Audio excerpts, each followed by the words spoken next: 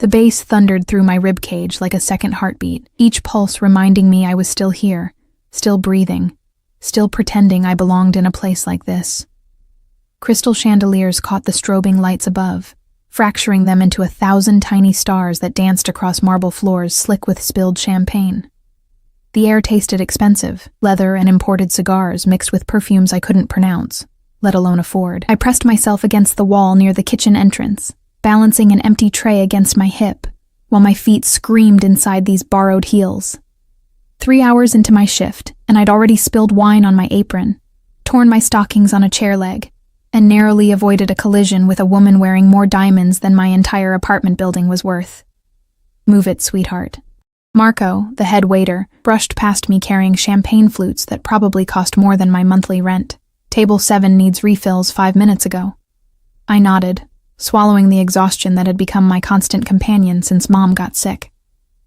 The hospital bills were drowning us, and this catering gig, my third job this week, was barely keeping our heads above water. But I smiled anyway, grabbed a fresh tray, and dove back into the glittering chaos of Manhattan's elite celebrating something I'd never be invited to understand. The venue was absurd in its opulence. Venetian masks decorated the walls, and ice sculptures melted slowly in corners, their dripping creating tiny pools that reflected the madness above.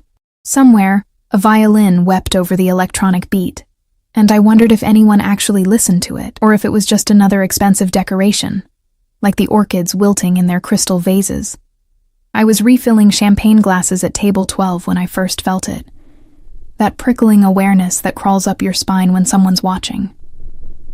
Not the casual glance of a guest wondering if you'll refill their drink, but something heavier. Predatory. My hands trembled slightly as I poured, and I forced them steady. The last thing I needed was to draw attention by shattering a glass. But the feeling persisted, a physical weight pressing between my shoulder blades. "Thank you, dear," an older woman in emeralds murmured, not looking at me. I murmured something appropriate and turned, scanning the crowd for Marco or another server, anyone to give me a task that would take me to the other side of this ballroom. That's when I saw him, the bar. He stood behind it like he owned not just the space but the very air around it. Dark hair, almost black in the dim lighting, pushed back carelessly as if he couldn't be bothered with styling but somehow looked perfect anyway. Sharp jaw, the kind of handsome that made you forget to breathe, made you forget you were working, made you forget everything except the way his hands moved as he poured something amber into a crystal tumbler. But it wasn't his looks that froze me in place. It was the way everyone gave him space, the way conversations seemed to lower when he moved. The way even the other bartenders, professionals who'd been here longer than me, deferred to him with small nods, with carefully averted eyes. And he was looking directly at me. My pulse kicked up, hammering against my throat. His eyes were dark, unreadable from this distance, but I felt the weight of his attention like a physical touch. I should look away, should get back to work, should do literally anything except stand here staring like some starstruck teenager. Instead, my traitorous feet carried me toward the bar. I told myself it was because I needed to refill my tray, told myself it was coincidence that he was the one manning the station. Told myself the flutter in my stomach was just exhaustion and hunger, nothing more. Up close, he was even more devastating. The bar lights caught the sharp planes of his face, the slight shadow of stubble along his jaw. He wore all black, dress shirt rolled to his elbows, revealing forearms that suggested he did more than just pour drinks for a living. There was a scar, thin and pale, cutting through his left eyebrow. "What can I get you?" His voice was smooth, controlled, with an accent I couldn't quite place. Italian, maybe, or somewhere nearby. It wrapped around my bones like silk and smoke. My voice came out embarrassingly breathy. I cleared my throat, lifted my tray with hands that suddenly felt clumsy. "Just refills. Whatever's popular tonight." One dark eyebrow rose, and the corner of his mouth curved into something that wasn't quite a smile. "Everything's popular when it's free." He moved with efficiency, filling glasses with practiced ease, but I noticed how his attention never fully left me, how his eyes tracked my movements when I shifted my weight, when I tucked a strand of hair behind my ear. "First time working this venue?" he asked, his tone conversational. But there was something else underneath, something that felt like assessment. Yes, I'm with the catering company. I gestured vaguely at my uniform, already regretting the wine stain on my apron. Next to his crisp perfection, I felt like a disaster. You? Something like that. He set the last glass on my tray with deliberate care, his fingers brushing mine for a fraction of a second. The touch sent electricity up my arm. I should leave. Should thank him and get back to work. But standing here, in this small bubble of space where the music felt distant and the crowd seemed to blur at the edges, I felt something I hadn't felt in months. Alive. You're staring, he observed, not unkindly. Heat flooded my cheeks. Sorry, I'm just tired. Long week. How long? The question caught me off guard. What? How long has it been a long week? His eyes held mine, genuinely curious, and I had the strangest sensation that he actually wanted to know, that my answer mattered. 6 months, I admitted before I could stop myself. Since my mom got sick, since everything became hospital visits and medical bills and jobs like this where I'm invisible to everyone except when they need something. Why was I telling him this? I didn't know his name. Didn't know anything about him except that he poured drinks and looked at me like I was the only person in this overcrowded room. Something shifted in his expression. Not pity. I would have hated pity, but understanding. Recognition, maybe, of what it meant to carry weight no one else could see. You're not invisible, he said quietly. The words hung between us, heavy with meaning I didn't fully understand. Before I could respond, someone called my name. Marco, probably, wondering why I was taking so long. But I couldn't seem to move. Couldn't seem to break whatever spell this stranger had woven with just his voice and his attention. I gestured toward the crowd. You should, he agreed, but didn't look away. I forced myself to turn, to walk back into the chaos with my tray of drinks and my racing heart. But I could feel him watching, could feel the weight of his gaze following me across the ballroom like a physical touch. The rest of the shift passed in a blur. I served drinks, cleared plates, smiled until my face hurt.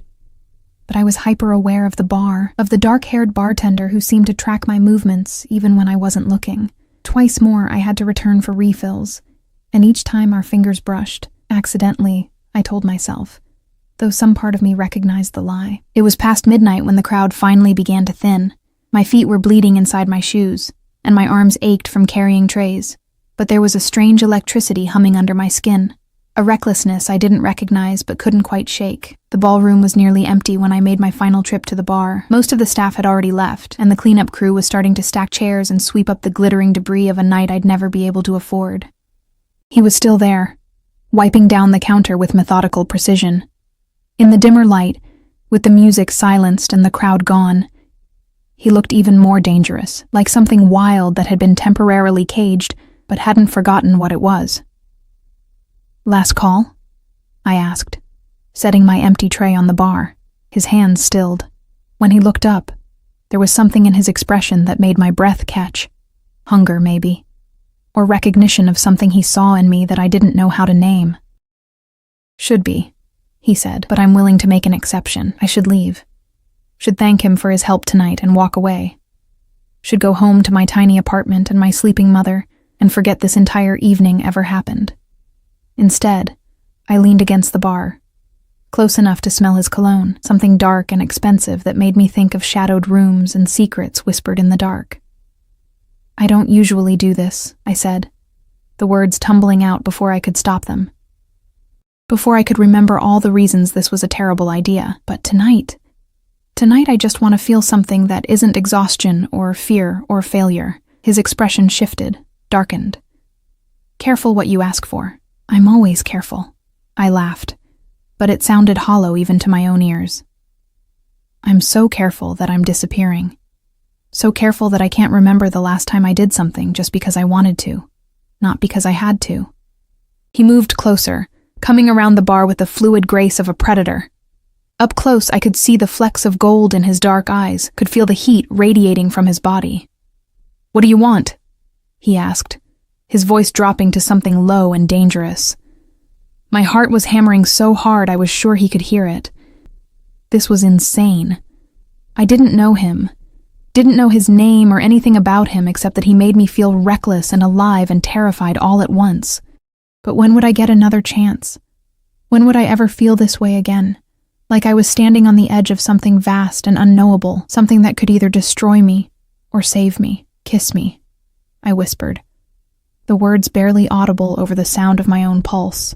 Then, gathering courage I didn't know I possessed, I looked directly into his eyes and added, "Kiss me like you mean it." For a moment he didn't move, didn't breathe. The air between us grew so charged I could taste it, electric and dangerous and impossible. Then his hand came up, fingers curling around the back of my neck with a possessiveness that should have frightened me, but instead sent heat flooding through my entire body. His thumb traced my jaw, tilting my face up toward his. "You have no idea what you're asking for," he murmured, his lips a breath away from mine. "Then show me," I challenged. His kiss was nothing like I'd imagined. It wasn't gentle or sweet or tentative. It was consuming, devastating. The kind of kiss that rewrote everything I thought I knew about desire. His mouth claimed mine with an authority that made my knees weak, made every thought scatter except the feeling of his hands in my hair, his body pressed against mine, his breath becoming my breath. I made a sound, something desperate and needy, and felt him respond, deepening the kiss until I forgot where I ended, and he began. Forgot the empty ballroom, the cleaning crew probably staring, the thousand reasons this was a mistake. All I knew was that I was drowning and didn't want to be saved. When he finally pulled back, I was trembling. His eyes had gone nearly black, and there was something fierce in his expression that should have terrified me. "What's your name?" he asked, his voice rough. "Elena," I managed. "Elena Morrison." "Elena." The way he said it felt like a claim. Like he was memorizing it, filing it away somewhere important. "Hey," Marco's voice shattered the moment like a gunshot. "Morrison, what the hell do you think you're doing?" I jerked back, reality crashing over me in a cold wave. My supervisor stood in the doorway, face red with fury, and I suddenly remembered exactly where I was, what I'd done. "I'm sorry," I stammered, grabbing my tray with shaking hands. "I was just getting fired," Marco snapped. "Get your things and get out." Now. The bottom dropped out of my stomach. I couldn't lose this job, couldn't afford to lose any job, not with Mom's medical bills piling up, not with rent due next week. "Please," I started, but Marco was already turning away. I looked back at the bartender, at the stranger whose name I didn't even know, and found him watching me with an expression I couldn't read. There was something calculating in his gaze now, something that made me remember all the ways I'd noticed he was different, dangerous. "I'm sorry," I whispered again, though I wasn't sure who I was apologizing to. Then I ran. I grabbed my coat from the staff room, ignoring the curious stares from the other workers. My hands shook as I fumbled with the buttons, as I pushed through the service exit into the cold November night. The alley behind the venue was dark, lit only by a single flickering streetlight. The temperature had dropped, and I hadn't dressed for the cold. Steam rose from a nearby grate, and somewhere in the distance, sirens wailed. I leaned against the brick wall, trying to catch my breath, trying to process what had just happened. I'd kissed a stranger, lost my job, made a complete fool of myself in front of... The service door opened behind me. I turned, expecting Marco with my final paycheck and another lecture. Instead, the bartender stepped into the alley, his movements fluid and purposeful. In the harsh light, I could see details I'd missed before. The expensive watch on his wrist, the way his clothes fit too perfectly to be anything but custom-made, the small bulge under his jacket that looked suspiciously like... No.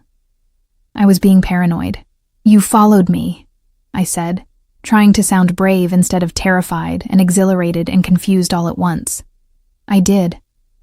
He moved closer, and I noticed for the first time that he walked like someone who expected the world to move out of his way. "You left before I could finish." "Finish what?" "Telling you my name." Another step. "Making you an offer." My back hit the wall. "What kind of offer?" His smile was slow, dangerous, the kind that changes everything. I should have run. Every instinct I possessed screamed at me to turn and disappear into the Manhattan night, to put as much distance as possible between myself and this man who looked at me like I was something he'd already decided to possess. But I didn't move.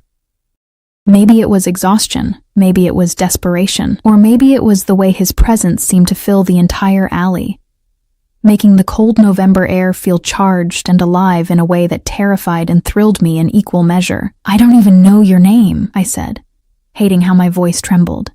"Dante." He stopped just close enough that I could smell his cologne again, cedar and smoke and something darker. "Dante Moretti." The name rolled off his tongue like a promise and a threat. Italian, definitely, and something about the way he said it suggested I should recognize it, should understand its weight. I didn't. "Well, Dante Moretti." I tried to inject confidence I didn't feel into my words. "I appreciate whatever you're about to offer, but I just lost my job because of a stupid mistake, and I really need to go home and figure out how I'm going to pay my bills." "How much do you need?" The question was so casual, so direct, that it took me a moment to process. "Excuse me? Your mother's medical bills, your rent. How much do you need?" He tilted his head slightly, studying me with those dark eyes that seemed to see everything I was trying to hide. "Give me a number." I can't just..." I laughed, but it sounded hysterical even to my own ears. "You can't be serious. I'm always serious about business." He pulled out his phone, the screen casting harsh light across his sharp features. "And I'm making you a business proposition." "Answer the question, Elena." The way he said my name made my stomach flip, like he was tasting it, claiming it. 50,000, I whispered. "Maybe 60 with next month's rent and..." "Why am I telling you this? I don't know you. You could be anyone." "I could be." Something flickered across his expression. Amusement, maybe, or something darker. "But right now, I'm the man offering you a solution to your problems. Nothing comes free. I'd learned that lesson the hard way, watching my father disappear when the money ran out, watching my mother work herself sick trying to keep us afloat. What do you want in return?" His smile was slow, predatory. "Smart girl. I want you to work for me." "As what? A bartender?" I glanced back at the venue, at the world of wealth and excess I'd just been expelled from, because I'm pretty sure I just proved I'm terrible at following the rules. "Not as a bartender." He moved closer, and I realized I had nowhere to go. The brick wall pressed cold against my back, solid and unyielding. I own several businesses throughout the city, restaurants, clubs, other ventures.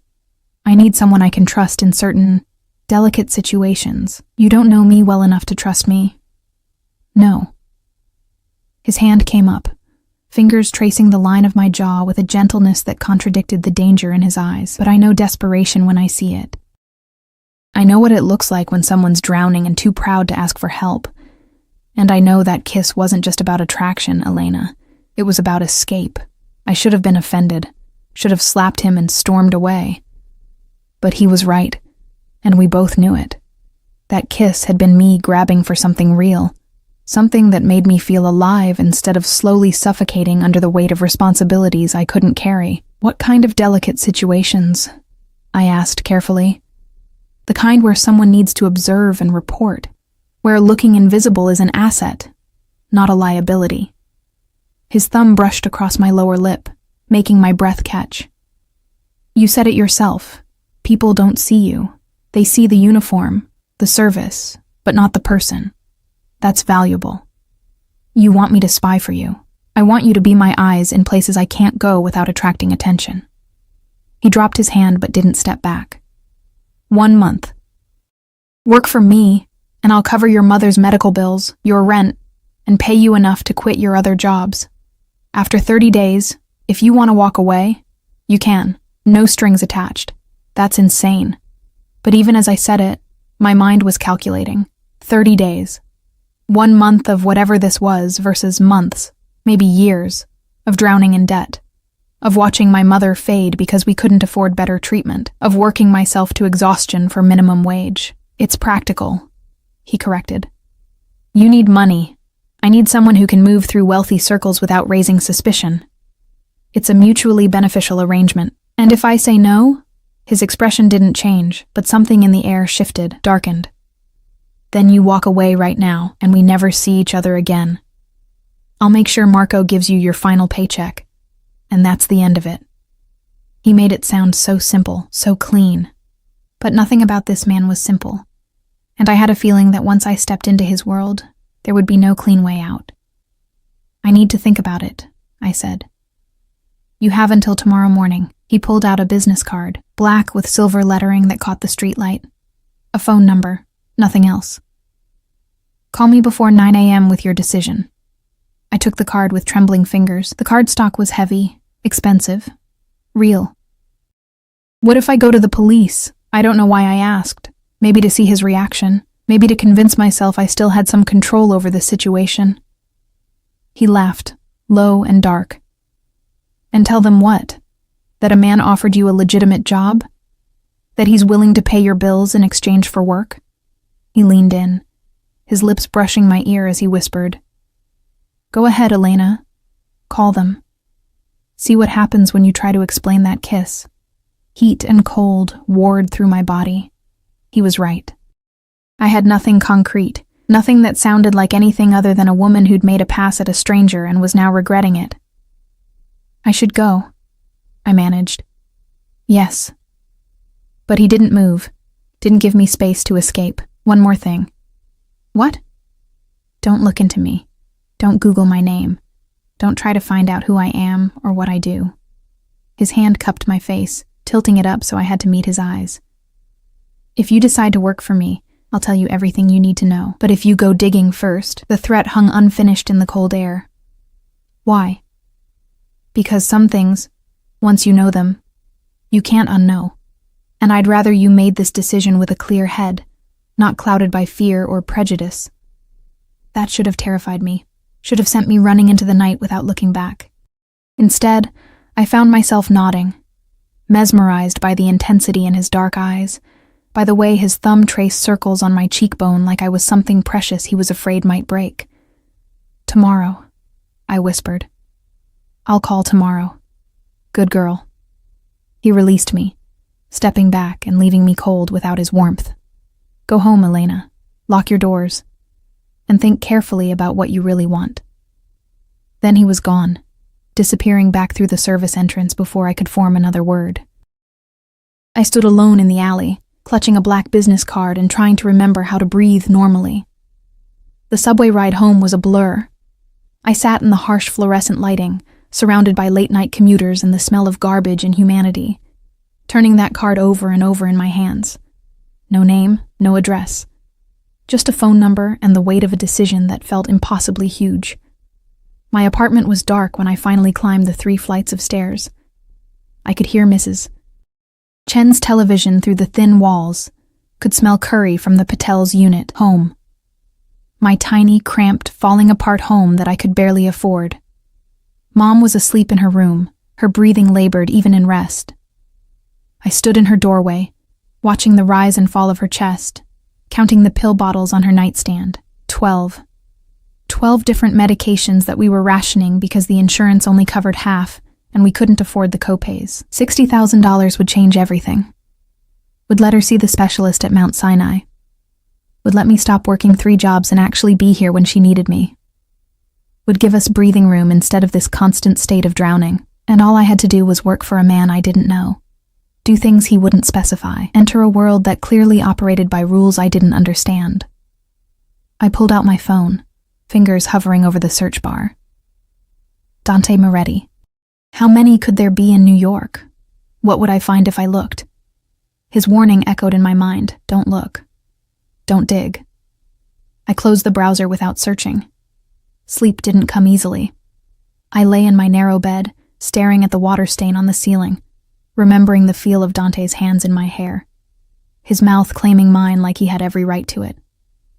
The way he'd looked at me, not through me like everyone else did, but at me.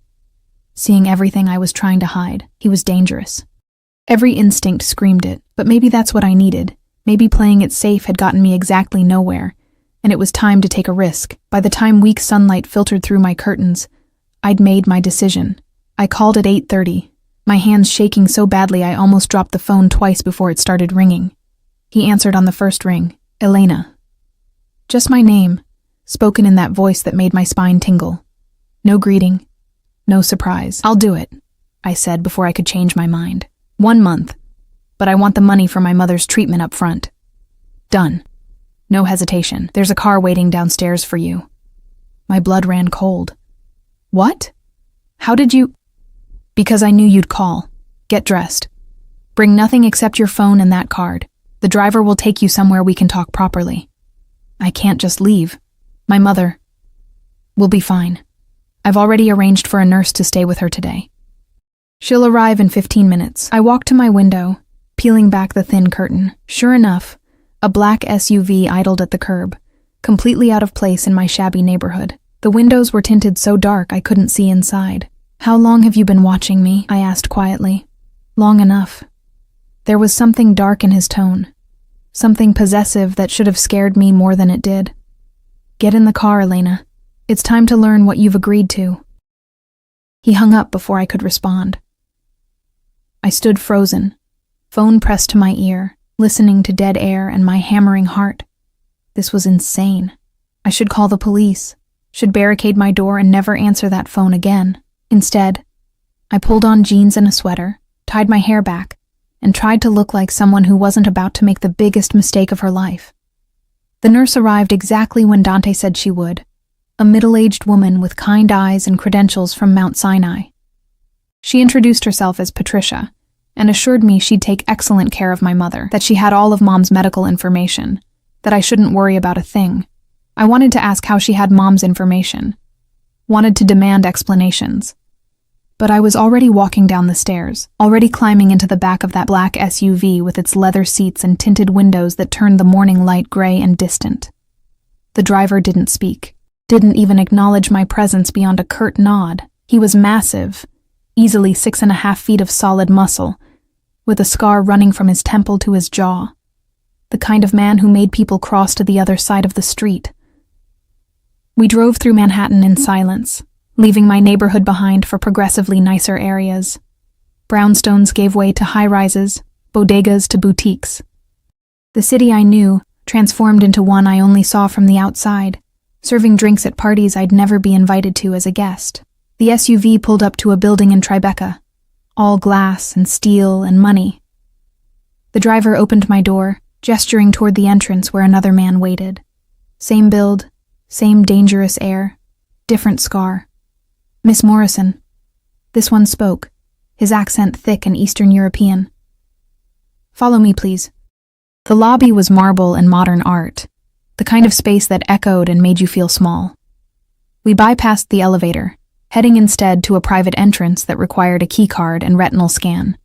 The doors opened to reveal a private elevator lined in mirrors and dark wood. My reflection stared back at me, pale, underdressed, terrified. What was I doing? I didn't belong here. Didn't belong in Dante's world, whatever that world was. The elevator opened directly into a penthouse apartment that stole my breath. Floor-to-ceiling windows offered views of the city I'd only seen in magazines. The furniture was sparse but clearly expensive, leather and chrome and clean lines. Abstract art hung on exposed brick walls, and I recognized one piece from a documentary I'd watched about stolen paintings worth millions. Elena. Dante's voice came from behind me. I turned to find him standing in a doorway I hadn't noticed, dressed now in a charcoal suit that probably cost more than my annual rent.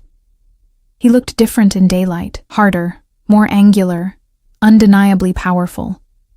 The bartender's casual charm had been replaced by something sharper, more dangerous.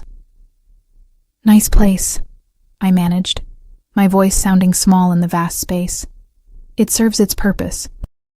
He moved toward me with that same predatory grace, and I noticed details I'd missed last night.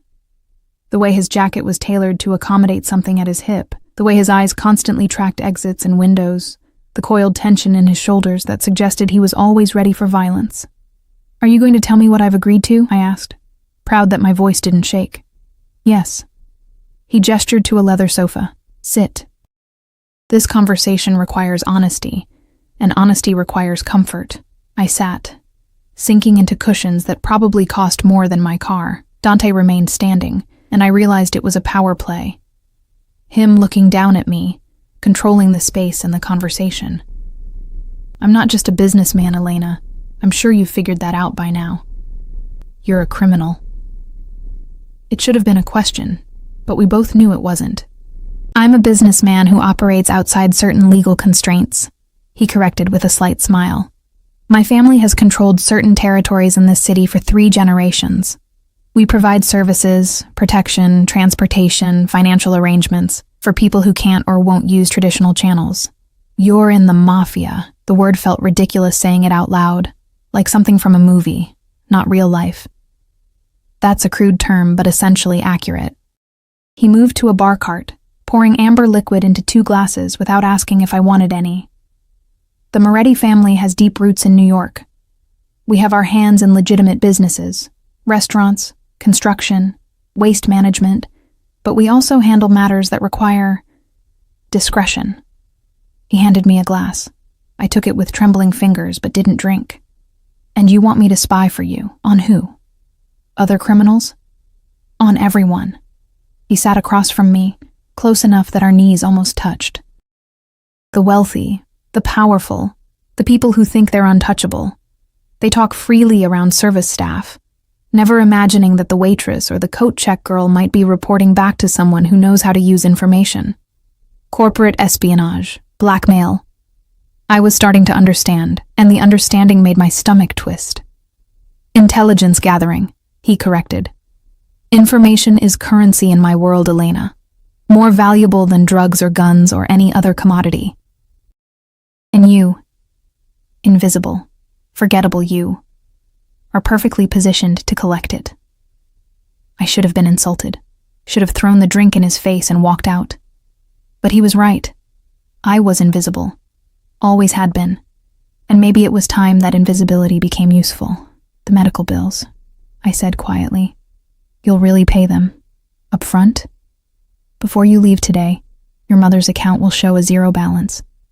I've also arranged for her to see Dr.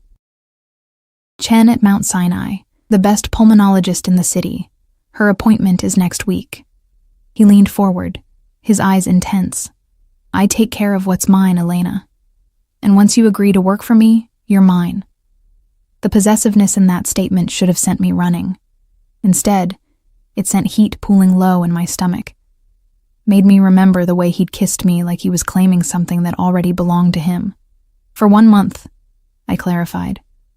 For 1 month, he agreed. And then we renegotiate, and if I want to walk away after 30 days? His smile didn't reach his eyes. Then you walk away. I'm many things, Elena, but I'm not a slaver. You'll always have a choice. The way he said it made me doubt the truth of that statement, but I was too far in now to turn back. Okay. I set down the untouched drink with shaking hands. What do I do first? Dante's smile was slow, satisfied. First, we make sure you understand the rules and the consequences of breaking them. The rules, as Dante explained them, were simultaneously simple and terrifying. Never ask questions about his business beyond what I needed to know for my assignments. Never speak to law enforcement about anything I saw or heard. Never betray his trust. And never. This he emphasized with an intensity that made my skin prickle. Never try to leave without telling him first. I need to know where you are, he said, pulling out a phone I'd never seen before. Sleek, black, expensive. This is yours now. It has 1 contact programmed. Me. Keep it charged and on you at all times. I took the phone with numb fingers. You want to track me. I want to protect you. He stood, moving to the window where the morning sun cut sharp angles across his face. The moment you walked into my world, you became a target. My enemies will use you to get to me if they discover our connection. This phone has security I can monitor. GPS I can track. It keeps you safe. Or keeps me on a leash, I muttered. His reflection smiled in the glass. Both. I don't believe in pretending, Elena.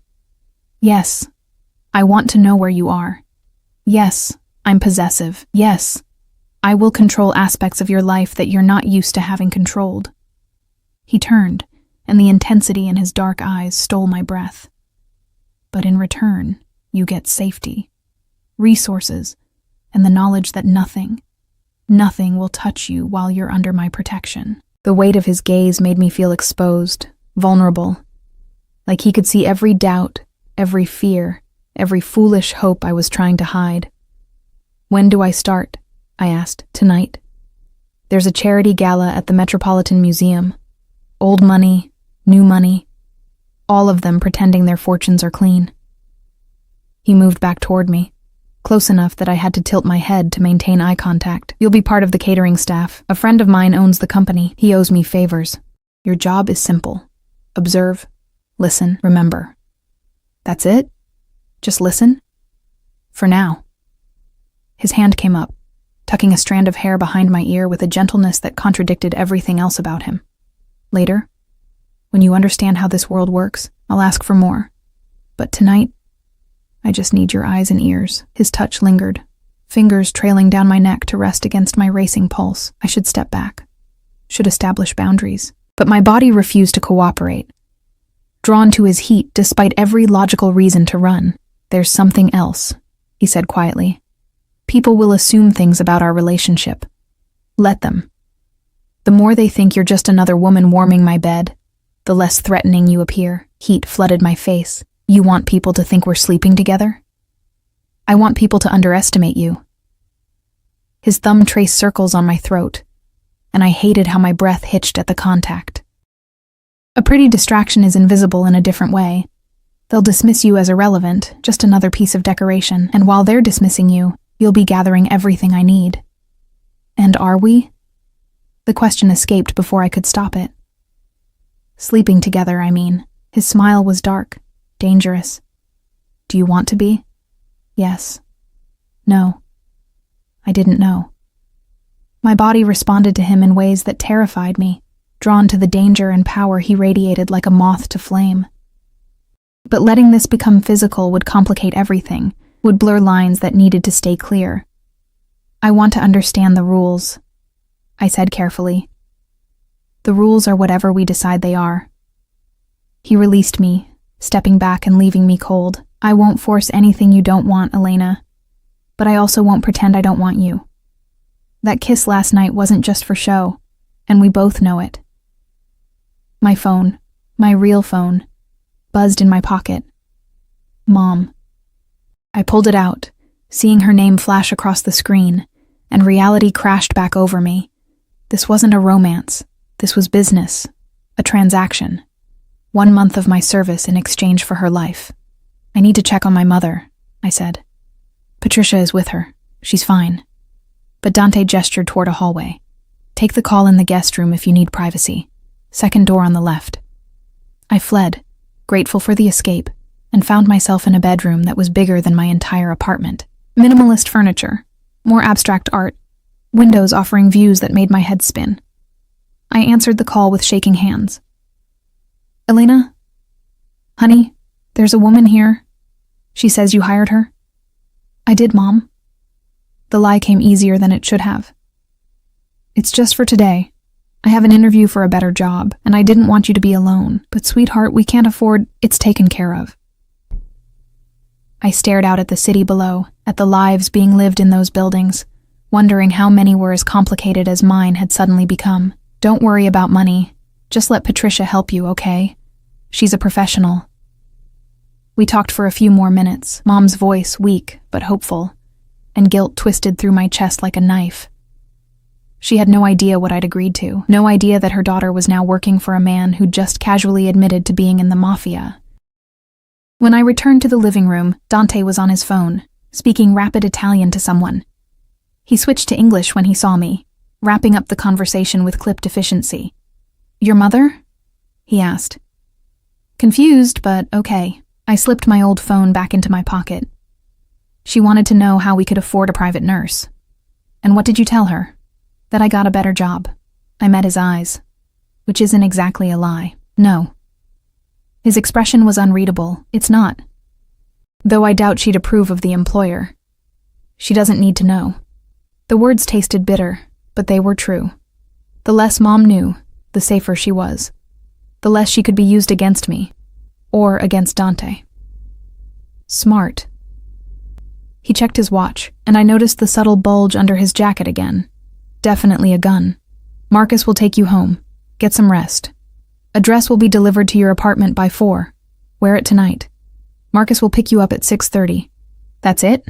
I just go home and wait? Unless you'd prefer to stay?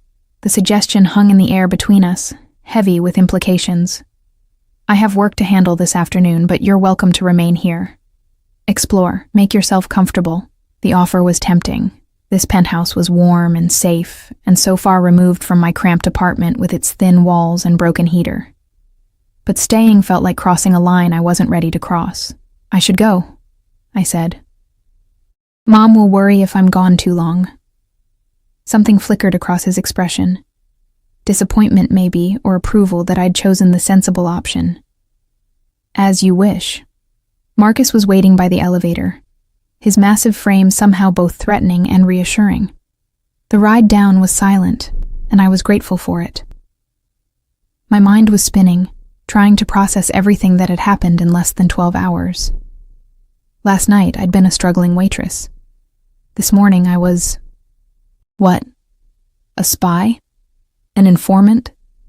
Something without a name that operated in shadows and moral gray areas I'd never had to navigate before. The drive back to my neighborhood felt like traveling between worlds.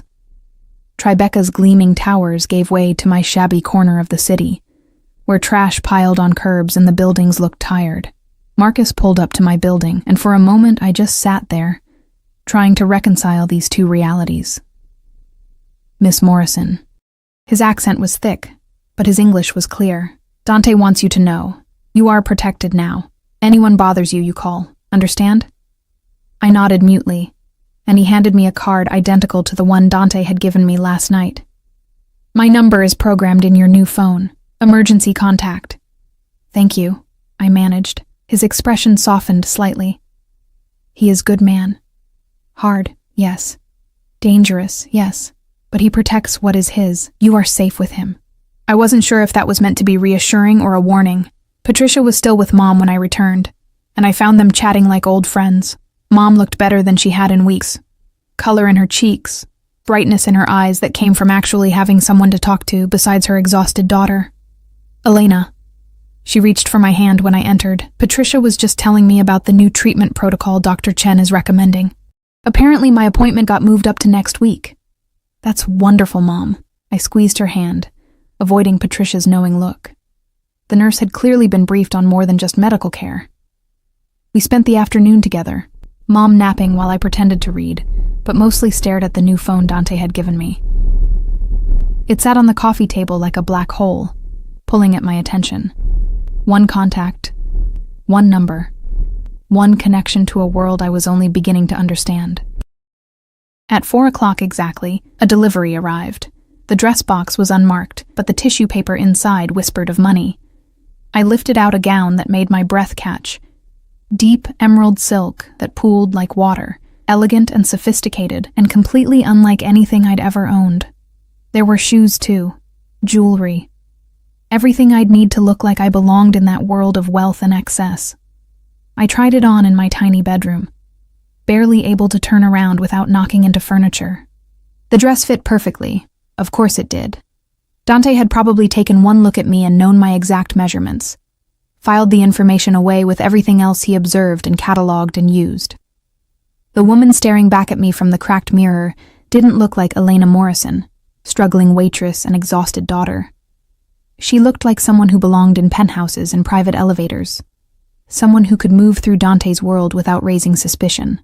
The transformation was terrifying and exhilarating in equal measure. Mom whistled when I emerged. Baby girl, you look like a movie star. This new job of yours must be fancy. It's just serving at a gala, I said, which was technically true. But they want the staff to look nice. Well, you certainly do. Her eyes misted up. I wish your father could see you like this. He always said you were meant for better things than this neighborhood. Before he abandoned us for those better things, I thought bitterly. But I just smiled and kissed her forehead. Get some rest. I'll be home late. Marcus arrived at 6:30 sharp. The SUV felt familiar now, this cocoon of tinted glass and leather separating me from the real world.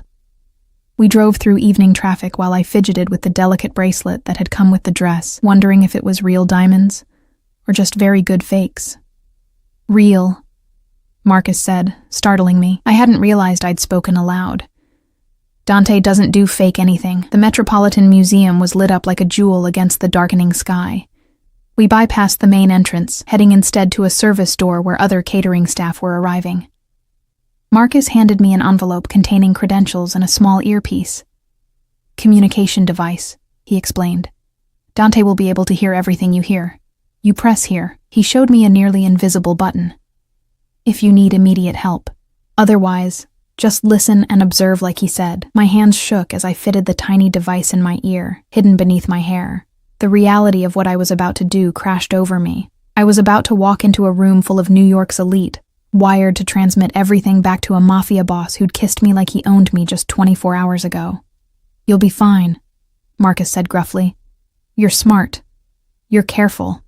And Dante chose you for a reason. Before I could ask what that reason was, he was gone, melting back into the shadows, like he'd never been there at all. I took a deep breath, squared my shoulders, and walked into my new life. The museum's great hall had been transformed into something from a dream or a nightmare, depending on your perspective. Crystal chandeliers cast prismatic light across marble floors, and ice sculptures depicted Greek gods in various states of divine drama.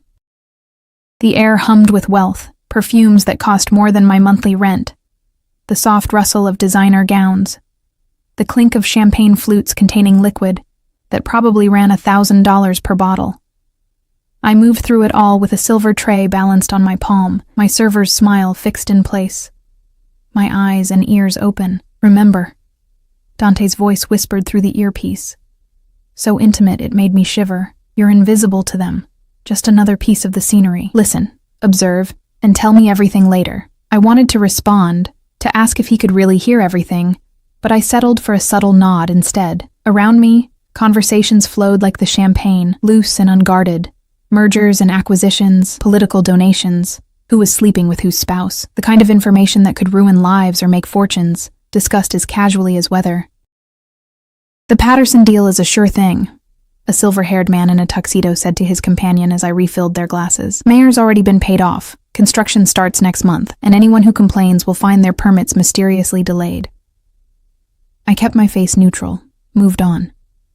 Two women in matching diamonds discussed a pharmaceutical trial, laughing about falsified data. A group of younger men, hedge fund types, compared notes on offshore accounts and tax evasion strategies. Good, Dante murmured in my ear. Keep moving. Look for anyone meeting privately, away from the crowd. I circulated through the hall, and that's when I saw him. Dante across the room, surrounded by men in expensive suits who deferred to him with subtle nods and careful words. He wore a tuxedo that made him look like he'd stepped out of another era, dangerous and elegant and completely in control. A woman in a red dress clung to his arm, laughing at something he said, but his eyes were scanning the crowd. They found mine across the distance. The impact was physical. Even surrounded by hundreds of people, even with a room between us, I felt the weight of his attention like a touch. His expression didn't change, but something in his gaze intensified. Claimed. The woman on his arm said something, her hand trailing up his chest in a gesture that was unmistakably possessive. Jealousy flared hot and unexpected in my stomach. I had no right to it, no claim on him beyond a business arrangement and one devastating kiss. But watching her touch him made my hands clench around the tray. Focus, Elena. His voice in my ear was amused. The blonde in the corner. She's meeting someone she doesn't want others to see. I forced my attention away from him, scanning until I spotted her. Mid-40s, dripping in sapphires, glancing nervously toward a side gallery. I moved in that direction, refilling glasses and collecting empties, making my way closer. A man joined her, younger, handsome in a calculated way, wearing a suit that didn't quite fit the quality of the room. Their conversation was hushed, urgent. You promised me the information by tonight, the man hissed. My employer is not a patient man. I'm working on it, the woman replied, her voice tight with fear. Marcus Torino doesn't just hand over client lists. I need more time. You don't have more time. Either deliver what you promised or... He leaned closer, his tone dropping to something threatening. I moved past them, heart pounding, and caught Dante's reflection in a glass display case. He'd positioned himself where he could watch both me and the conversation, and I realized this wasn't coincidence. He'd known they'd be here, had sent me to confirm it. "Perfect," he said softly. "Now go to the second floor. Egyptian wing. There's something I need you to see." I slipped away from the main party, climbing marble stairs to where the crowd thinned. The Egyptian wing was dimly lit, artifacts casting strange shadows across walls. My footsteps echoed on the stone floor, and I felt utterly alone despite knowing Dante could hear everything. Voices drifted from around a corner. Male, speaking in Italian. I pressed myself against a wall, straining to hear. "Moretti can't control the docks forever. Santoro is ready to move. We just need the signal. And if Dante finds out we're talking to his enemies, then we're dead. But if we stay loyal to a sinking ship, we're dead anyway. Better to pick the winning side while we still can." My blood ran cold. These were Dante's own men, plotting against him. I needed to tell him. Needed to. A hand clamped over my mouth. I tried to scream, but the sound died against a palm that smelled of leather and gunpowder. My tray clattered to the floor, champagne glasses shattering in an explosion of crystal and liquid that echoed through the gallery. Well, well, a voice breathed against my ear. Not Dante. Someone else. "What do we have here? One of Moretti's little birds?" I thrashed, but he was stronger, dragging me backward into shadows.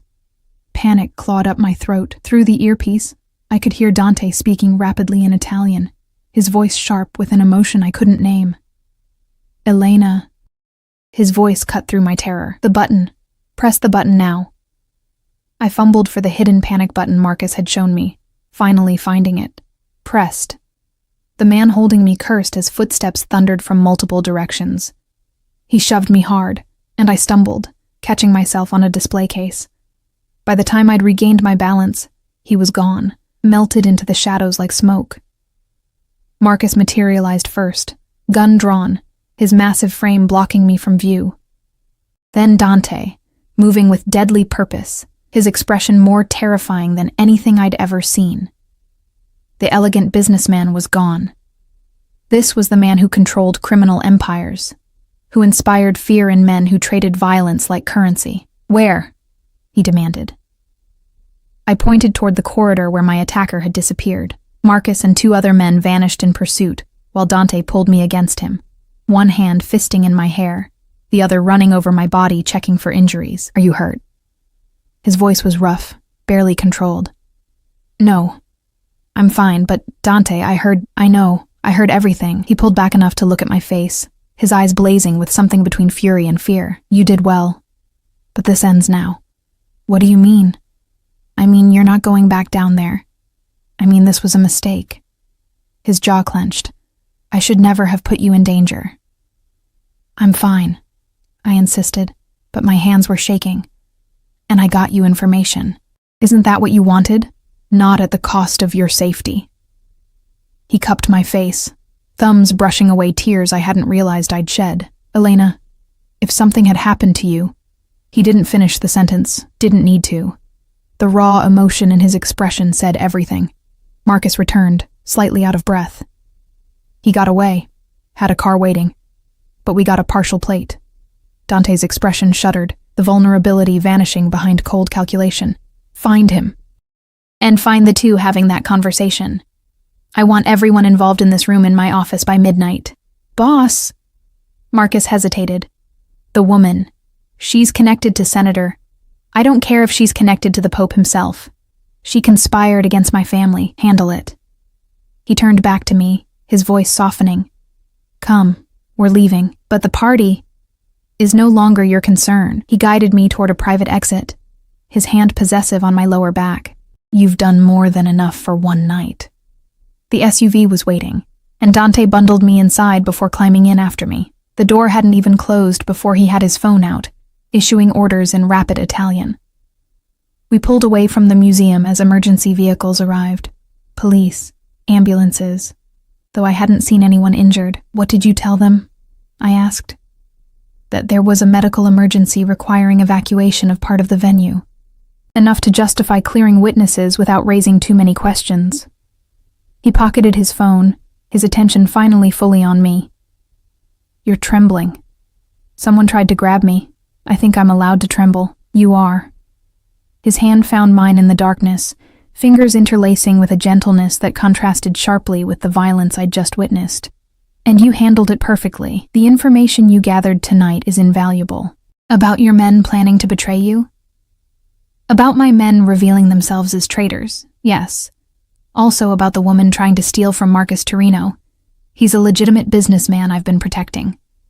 And about the pharmaceutical fraud that's going to make headlines when I forward that information to the right journalist." His smile was cold. "One night, Elena, and you've given me everything I need to clean house and strengthen alliances. I should have felt proud. Should have been satisfied that I'd earned my keep.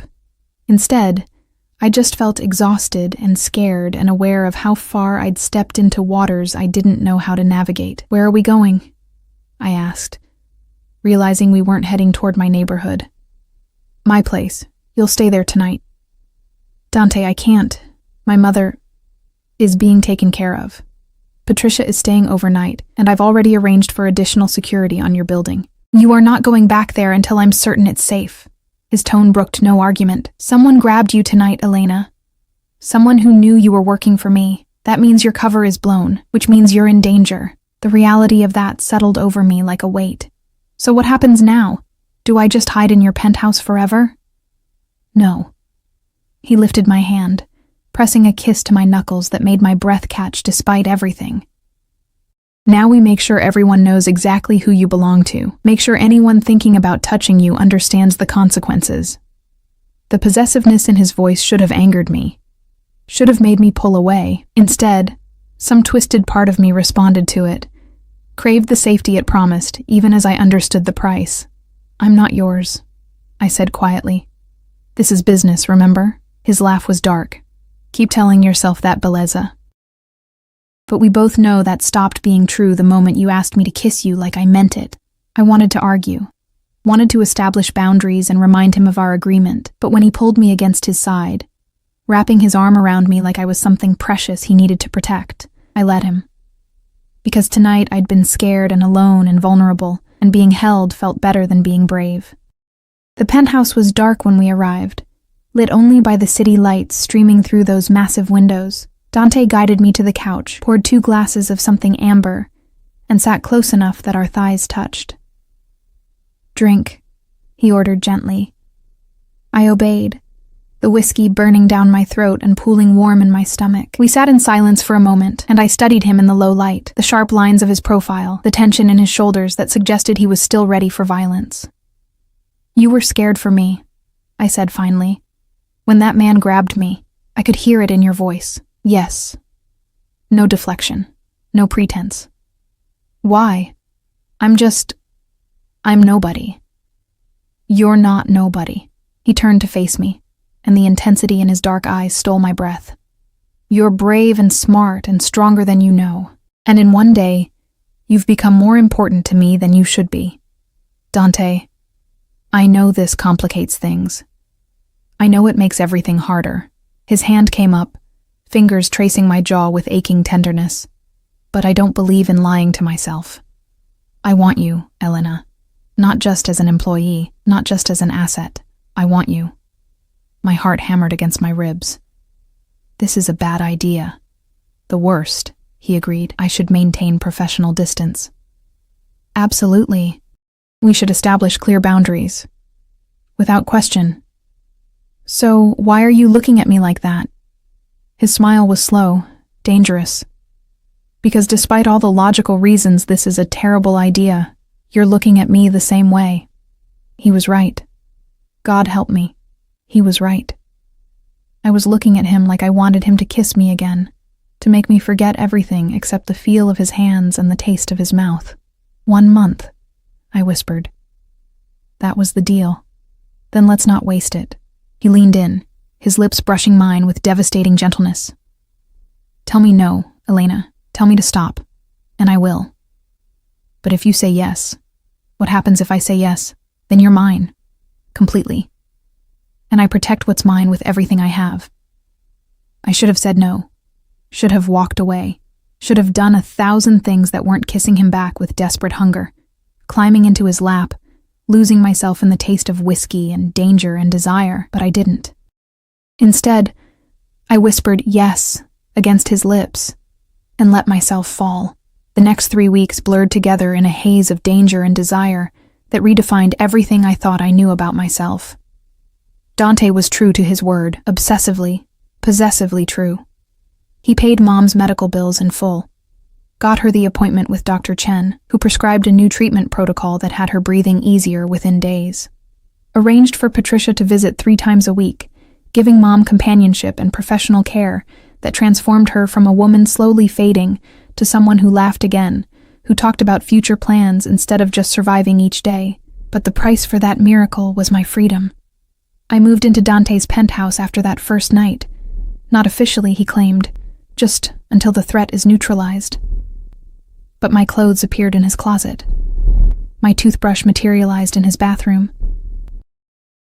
My life slowly, inexorably merged with his, until I couldn't remember where Elena Morrison ended and Dante Moretti's woman began. The traitors from the museum were handled. I never asked how. Didn't want to know the details of what happened to men who betrayed the Moretti family. But I noticed how the other members of Dante's organization looked at me afterward, with respect tinged with fear, like I was more than just the boss's girlfriend, like I was someone who mattered. I gathered information at 3 more events over those weeks: a wedding where I overheard a district attorney discussing cases he'd agreed to throw, a corporate gala where pharmaceutical executives laughed about price-fixing life-saving medications, a charity auction where I watched city councilmen auction off their votes to the highest bidder. Each time, I wore beautiful dresses Dante selected. Each time, Marcus drove me and watched from the shadows. Each time, Dante listened through that tiny earpiece, his voice a constant presence guiding me through dangerous waters. And each night I came home to him, to hands that knew exactly how to take me apart and put me back together, to kisses that felt like claiming and surrender all at once, to whispered Italian endearments I didn't fully understand but felt in my bones. Ti voglio, he'd murmur against my skin. Sei mia, mine. I was his. And the terrifying part was how much I wanted to be. But reality has a way of intruding on even the most beautiful illusions.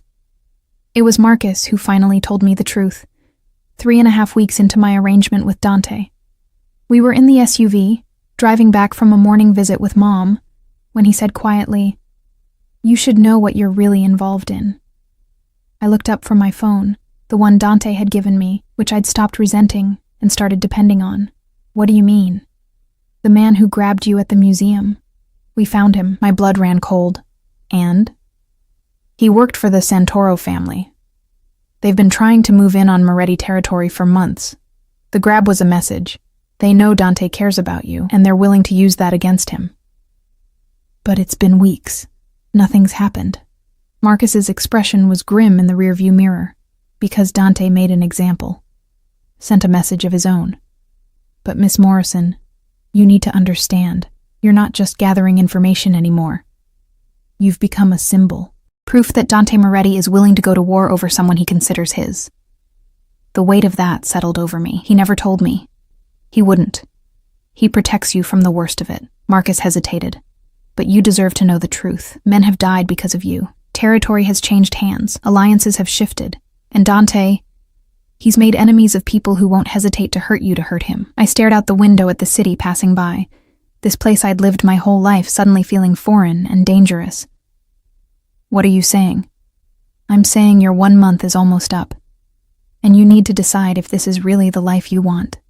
That night, I waited for Dante in the penthouse, my decision crystallizing with each passing minute.